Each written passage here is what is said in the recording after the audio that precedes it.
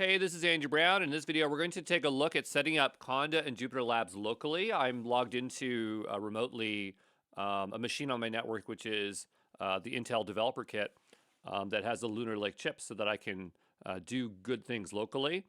This is a very important video as I feel that if you have a decent GPU or CPU, that there's a lot that you can do with this here. If you don't plan to use GPUs or CPUs, but do local development and just use serverless APIs, you still would want to do this, okay? So I've opened up VS Code and I have a terminal here. There's some existing project, but we're going to ignore that for now because that doesn't really matter. But what I want to do is I want to go ahead and install Jupyter. And so I actually already have some instructions to do this. And so I might just bring them on over into this project here. So I'm going to go and get that open here. Just give me a second. I'm going to just manage two environments at the same time here.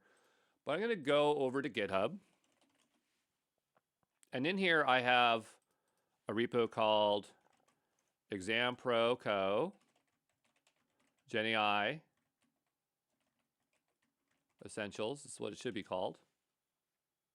There we go. And so in here, we can set up the instructions for installation. So I'm going to just hit period on my keyboard. And as that's going, I'm going to go over to GitHub. As I have a lot of projects, I have the GenAI Training Day workshops. And in this one here, we actually already have the code for us over here. Okay, so I just want to bring it over and kind of rework it a little bit for our use case. So I'm going to go and wait a moment here. And I'm going to just make a new folder here. Whoops, not there. We're going to make a new folder here. I'm going to call this one Conda local, like Conda Jupyter, or we'll say local development, local dev. And I'll make a new folder in here. This will be Conda and Jupyter, okay? And so we're going to make a new file here, and I'm just going to call it a readme.md, as this will be the instructions to get set up here. And so the first thing we'll want to do is we'll want to install miniconda. Okay, so install miniconda.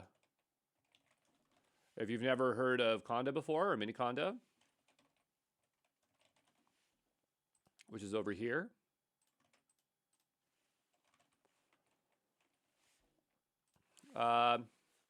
So first let's talk about Anaconda. So Anaconda, I think of it as a package manager, but basically it gives you a package manager and trusted libraries that are commonly used for people that are data scientists or in the data field. So this is a very common way to start working with libraries and to not deal with so many different kinds of conflicts. But what we're going to want to do is install Miniconda. This is specifically for Ubuntu. Here it's making a folder in the home directory. It doesn't necessarily need to do that, but it's not going to hurt anything. And so we're going to go ahead and run it here. You can run this on a Mac. Even if you don't have a home directory, you can still do this. But actually, I'm just trying to decide here. Should we change this at all?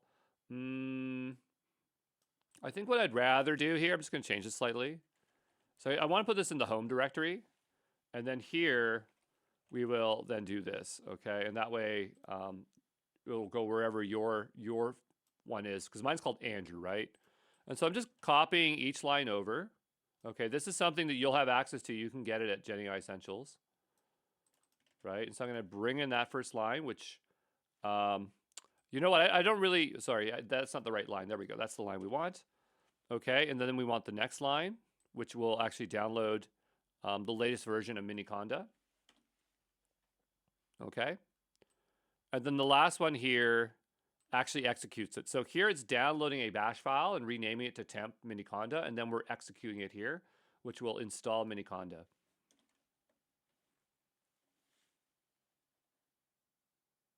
Okay, so it's installed now. So that's step one, installing miniconda. The next step is to get it set up. So these are the first two lines we want to run. So let's just say setup miniconda. I might just make this H2. Not that it matters.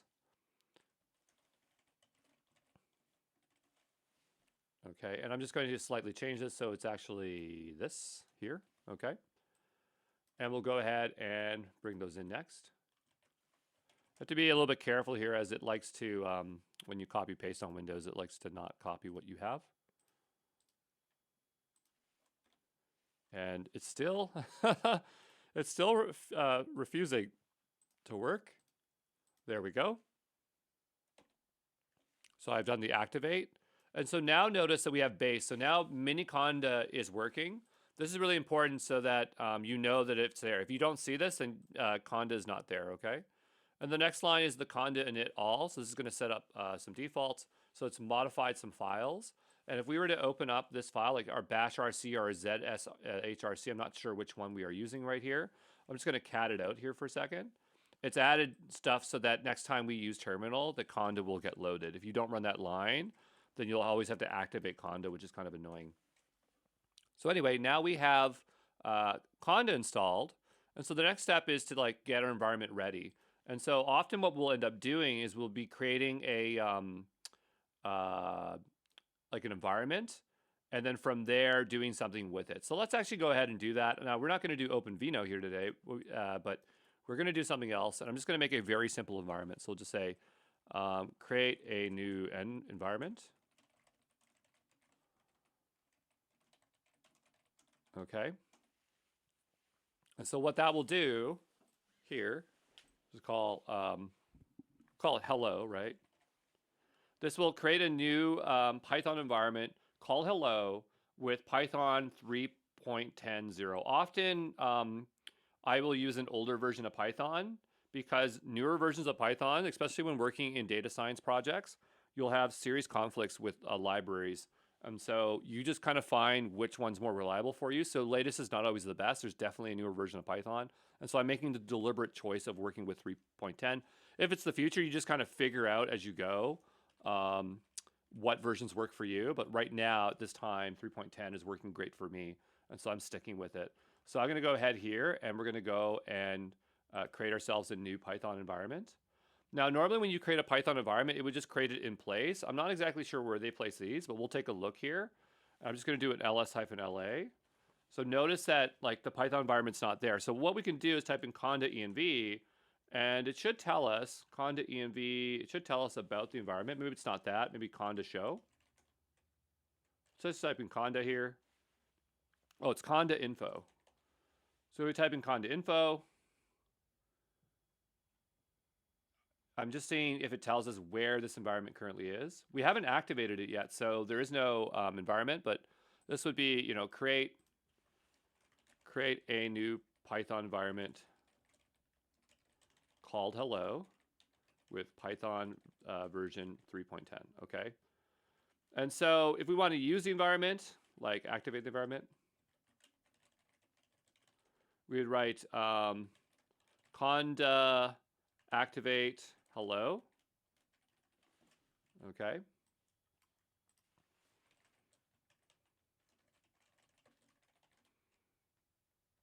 And it's saying here, could not find an environment called that. I could have sworn that we created it, right? Did we not? I mean, this one's called OpenVINO. So maybe when I copied pasted it, it actually created one called OpenVINO, which is not a big deal. So I'm going to try this again. And so now created it. It's just that copy paste that messes things up. Okay, so I'm going to go here and say hello. And so now I'm using hello. You can see this here. It says hello. And it's not easy to list out environments. I've never figured that out. But if we go conda info, now it should tell us, does it tell us what environment we're using? So it's telling us we're using this environment and it's located here. So I have a feeling if we were to copy this, we could then, or write this out, home Andrew miniconda environments, we could find it. So let's go ahead and we'll type in miniconda envs. And I'm going to just do ls-la to list them all. And so we have hello and OpenVINO. So I believe that if we want to delete it, I mean, we could manually delete it, but the proper way would be to remove it, whatever the command is. So if we go here, they call it remove. Okay, so we'll go over to here, and I'm going to say get info about current environment. And this is going to be conda info. We can see things like where the envar exists, or the environment, Python environment exists.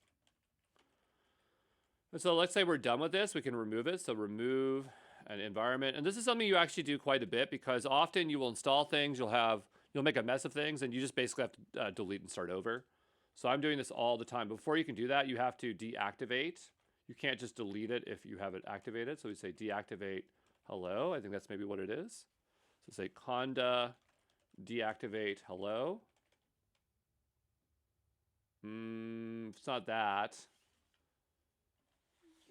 Is it not just deactivate? Oh, it is deactivate. I probably just spelt it wrong. So try, oh, you know what? It's just conda deactivate because you can't specify the exact one. I'm not sure why they made that as a choice. It's just kind of a habit of me always typing it. And so now we can say conda remove. And this one's a little bit funny because you have to specify a flag for it. And here it's conda remove hyphen name my env and then hyphen all. So that's what you're supposed to do. Oh, I mean, we have to actually name it what it is. So we have hello here. And we'll say yes. Yes. And I think OpenVino's here as well. So go ahead and do that. I'll just switch that out. I don't want to have to put the Y flag every time. So I'll just do that like that. Obviously, you should read what you're deleting. And so that's the example there. So I'm going to go back over to here. So this will be conda remove. Every time I say conda, it sounds like in my head Wakanda, and I just think of that movie. But they say hello here, and then it's hyphen hyphen all, and then it's hyphen yes. And so that's how we're going to remove an environment. So something you're going to be commonly doing. Now, there's more to this. This is basically step one, which will just be set up conda. We'll just call this conda instead. Okay.